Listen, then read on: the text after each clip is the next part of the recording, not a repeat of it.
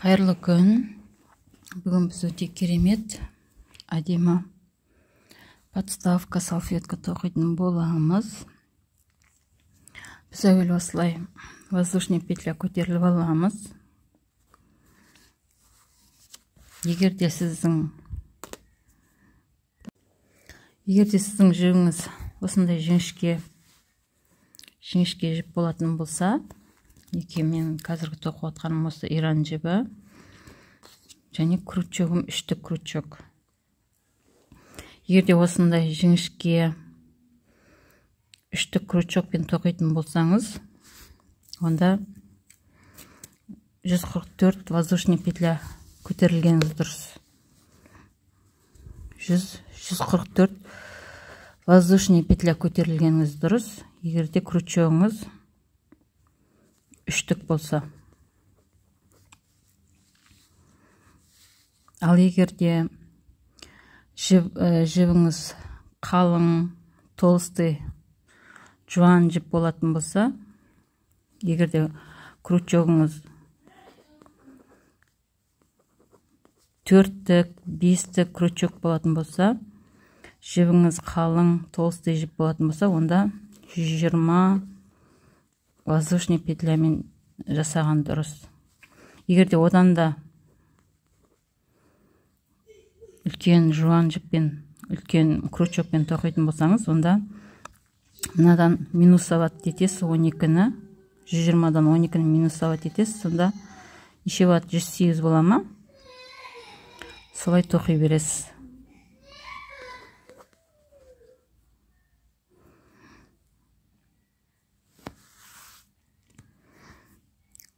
Түсінікті деп ойлаймын.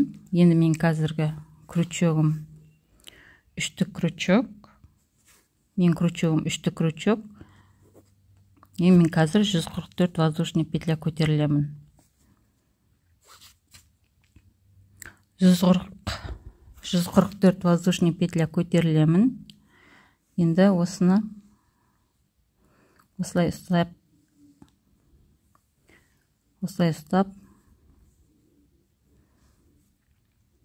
бұлай қосыламыз.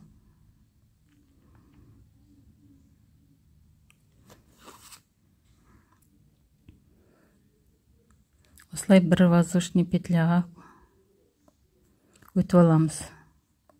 Бір петляға өтеміз. Міне бір воздушный петля көтерілемін. Бір воздушный петля көтерілесіз. Енді мына келесі ілмекке осылай без накида бір столбик тоқисыз.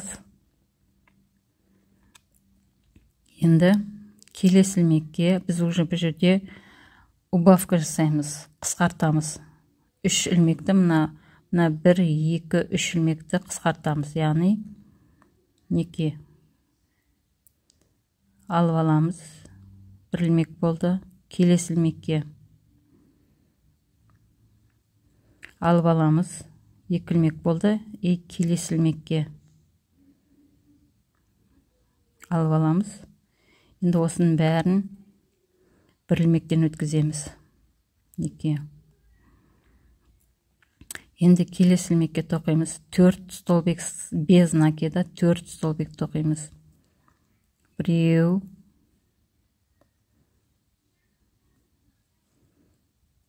2, 3,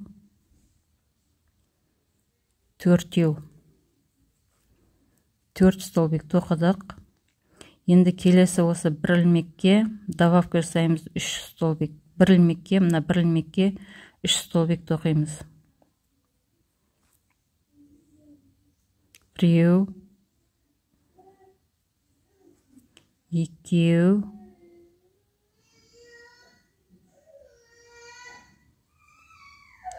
3. Енді келесі ілмекке тоқимыз. 1, келесі ілмекке 2, 4 ілмек тоқимыз. 4 столбик тоқимыз. 4 ілмекке 4 столбик тоқимыз. Келесі ілмекке үшеу, келесі ілмекке 4-еу. Енді тағы да келесі мына 1, 2, 3 ілмекке убавка жасаймыз, қысқартамыз, яғни 2 1 ілмек,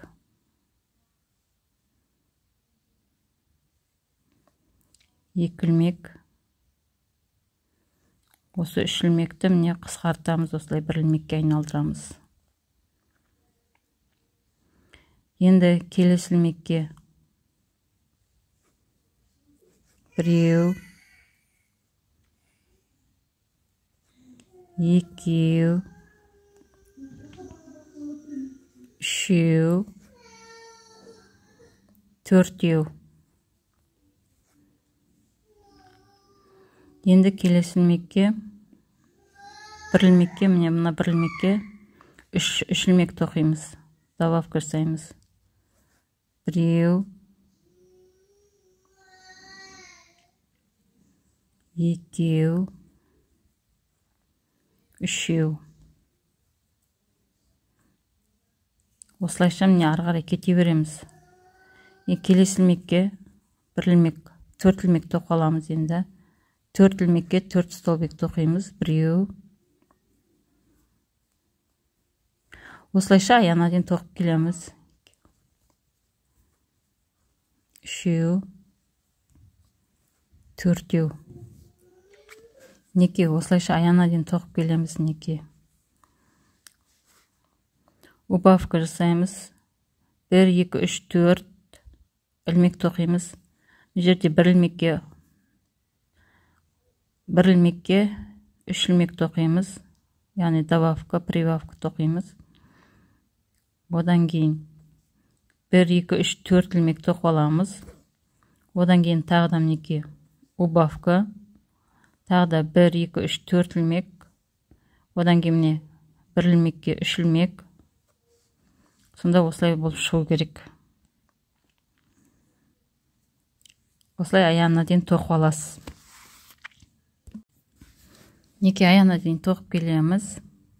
Неке мына жерде 3 добавка жасағаннан кейін осы жерде неке мана бастағанда 1 столбикпен бастадық. Енді мына жерде 3 столбикпен аяқтайсыз. 3 столбигіңізді тоқып аласыз.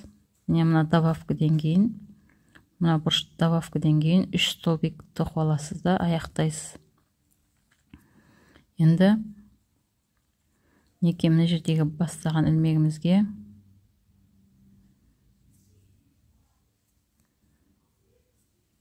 осы ілмекке 1 ілмекке өтіп аламыз.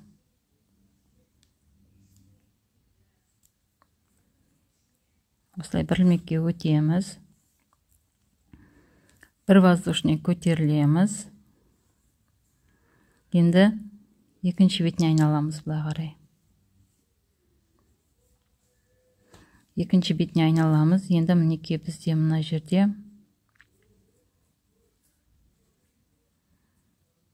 4 столбик тоқимыз. Сосын мына басына добавка жасаймыз. Осы жерде мінеке 1 воздушный көтерілдік. 1, 2, 3, 4 столбик мінеке. Столбигіміз мінеке мына столбик біздің тоқитынымыз. Мына міне воздушный, мына көтеріліп тұрған ілмек.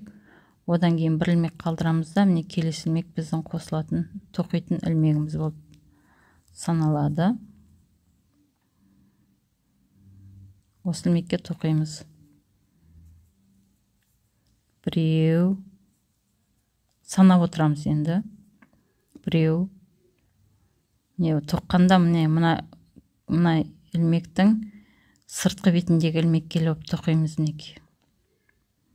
Мына сыртқы бетіндегі ілмекке тоқимыз. 1-еу дедік. 2-еу.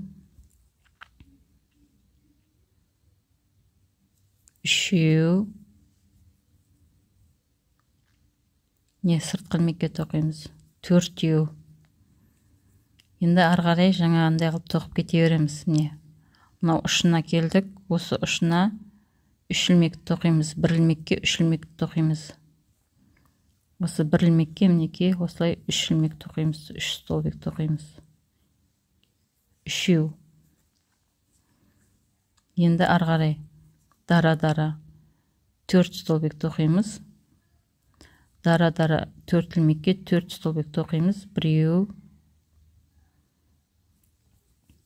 2, 3,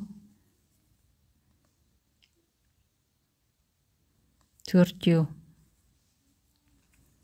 Енді міне жерде убавка жасап аламыз. 3 ілмекке 1, 2, не 3 ілмекті осылай убавка жасап аламыз. Қысқартып аламыз. Бәрін бір ілмекке өткізіп, 1 ілмек қыламыз. Дальше 4 столбик тоқимыз. 4 ілмекке 1, 2, 3, 4. Осылайша міне ары қарай мына жерге 3 столбик, 1 ілмекке 3 столбик.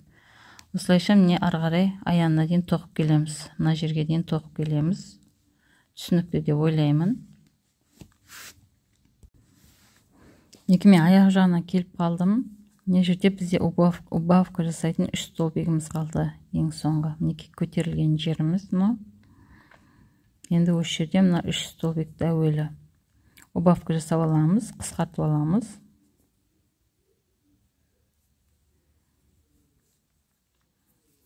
Енді осылай 1 ілмекке өтеміз. Ілмегіңізді кішкене тартыңқырап ұстай беріңіз. Енді мына жерде басындағы 1-ші ілмекке осылай 1 ілмекке өтіп, мына жағын қатты тартып жібереміз де, осыны қиып алып тастаймын. Осылай қиып алып тастаймыз. Енді мінекей осылай қояйын.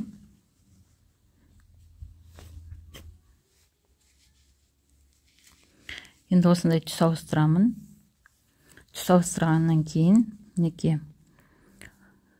мына жаңа осылай тоқып отырдық. Енді біз осыны екінші бетінен тоқитын боламыз былай. Мен енді мына жақтан бастайын. Қазір мына жерді түсіндіріп өту үшін мына жерден бастайын. Мінекей осылай қараймыз. Мына сыртқы ілмекке тоқитын боламыз. Тағы да жалпы басынан бастап до конца осы сыртқы ілмекке тоқып отыратын боламыз. Енді қараңыз. Мінекей осы жерден бәрін бірінші есептеп алғаныңыз дұрыс. Мінекей мына жақта да мысалы мынаны самый ұшындағы ілмек деп есептейтін болсаңыз, одан кейін не 1, 2, 3, 4 деңіз. Одан кейінгі қысқаратын 3 ілмегіміз деп есептеңіз. 1, 2, 3 ілмегім деп есептеңіз. Содан кейін 1, 2, 3, 4 ілмегіңіз. Сонда міне біздің мына жердегі вышкамыз мынау екен, осы екен. Ең ұшындағы 3 ілмек тоқитын вышка ұшындағы ілмек. Осы жерге 3 ілмек тоқимыз қазір. Сондықтан да мына жерге біз енді 1, 2 мына ілмектен бастаймыз сонда. Яғни біздің ұшындағы ілмегіміз мынау болып есептеледі. Содан кейін мына қарай 1, 2, 3 ілмек деп аламыз да, мына сыртқы ілмекті аламыз. Енді осылай былай ілмек іліп алсаңыз да болады. Ілмек ілмейақта сразу тоқып кетсеңіз де болады. Мен осылай сразу тоқып кетемін. Осылай іліп аламын. Енді бір воздушный көтерілеміз міндетті түрде. Бір воздушный көтерілеміз. Енді бұл бірінші ілмегіміз болып есептеледі. Бірінші ілмек. Келесі ілмекке тоқимыз. Екінші деп санаймыз. Яғни біздің мына жерде 4 столбигіміз ғой, санап кеткен. Қазір 2 столбик, мына жақта мына жерден 2 столбик тоқыдық. Мына жерге қазір 3 столбик тоқимыз. Соңынан қазір бүйтіп айналып келеміз де, ең соңына келгенде мына жерде бір ілмегін тоқитын боламыз. Қазір не екеуін тоқыдық. 2 столбик тоқыдық. 3 столбик. Түсінікті деп ойлаймын.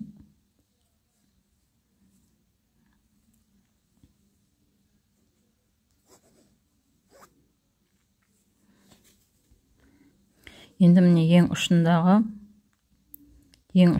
ілмегіміз. Осы жерге біз 3 столбик тоқимыз. Осы бір ілмекке 3 столбигіміз тоқимыз. Біреу, екеу, үшеу. Дальше 4 столбик тоқимыз. Енді мына жақта әр ілмекке, бір ілмекке 1 столбиктан біреу, келесі ілмекке екінші столбик, келесіге үшінші столбик, келесіге 4-ші столбик.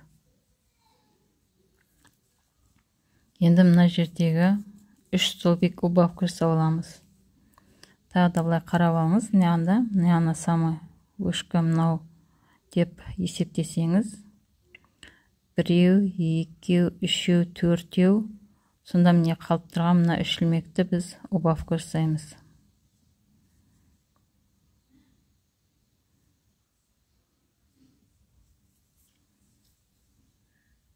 Не біреу,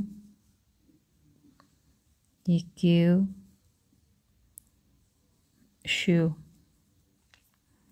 Осылай есептеп алып тоқи бересіздер. Еш қиыны жоқ. 3 ілмек убавка. Енді дара-дара 4 столбигіміз тоқып аламыз. Екеу, үшеу, төртеу. Енді ұшындағы ілмекке осы жерге осыған осылай 3 ілмегіміз тоқып аламыз. Болды, ары қарай кете береміз.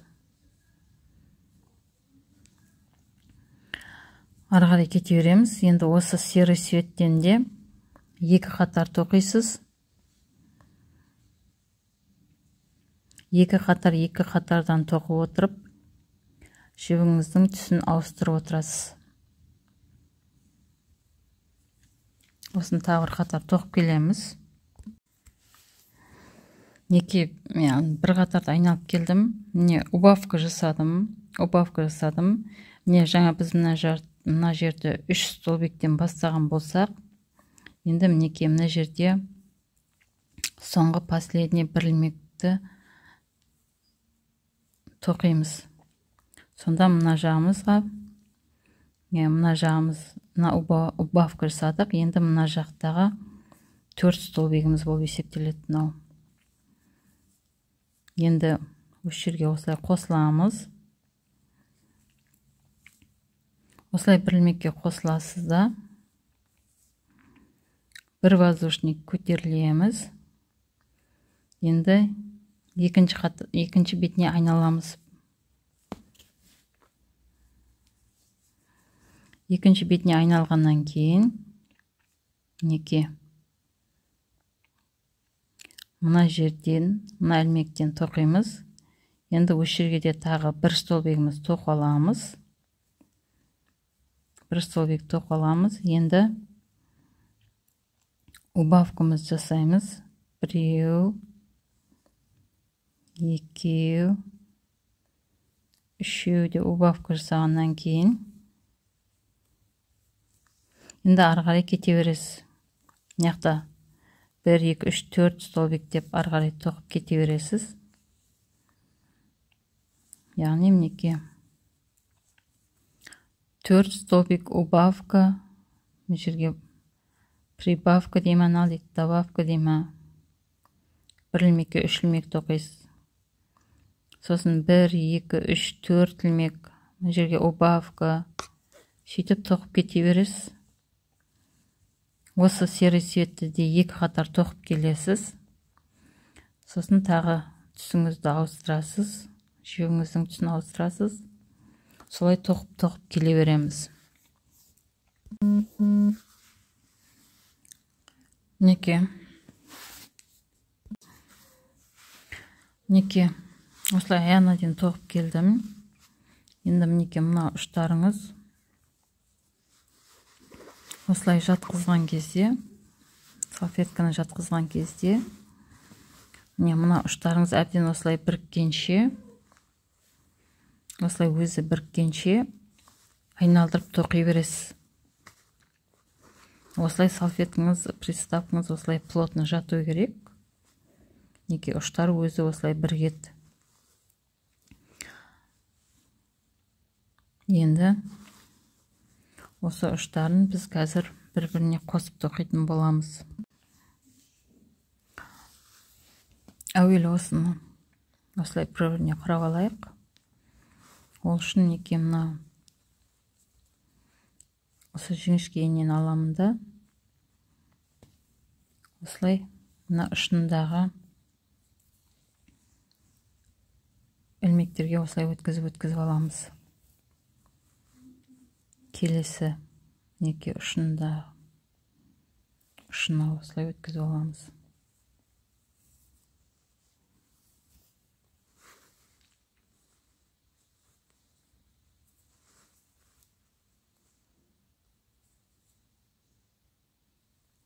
Осылай мықты болу үшін 2 ілмекке өткізіп алыңыз. Осылай бәріне бір-бірлеп өткізіп аламыз.